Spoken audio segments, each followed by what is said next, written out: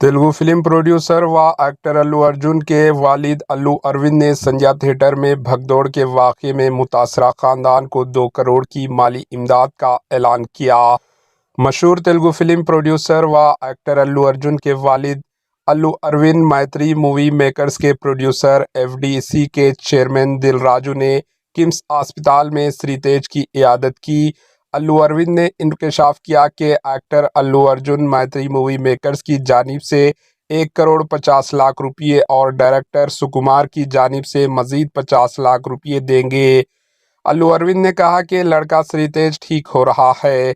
इन्होंने उम्मीद जाहिर की कि वो बहुत जल्द सेहतयाब होकर हमारे बीच रहेगा। जिसके बाद वेणुस्वामी और जानी मास्टर व दीगर ने भी श्रीतेज की इयादत की। Bureau report, H news.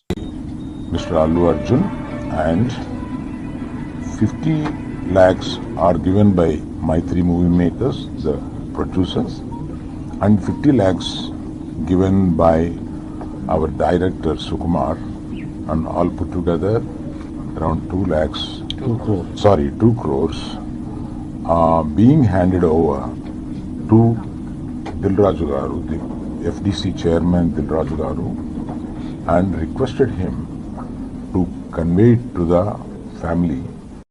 हमारे एच न्यूज़ को सब्सक्राइब करिए ताकि आपको नोटिफिकेशंस आते रहे वक्त पर।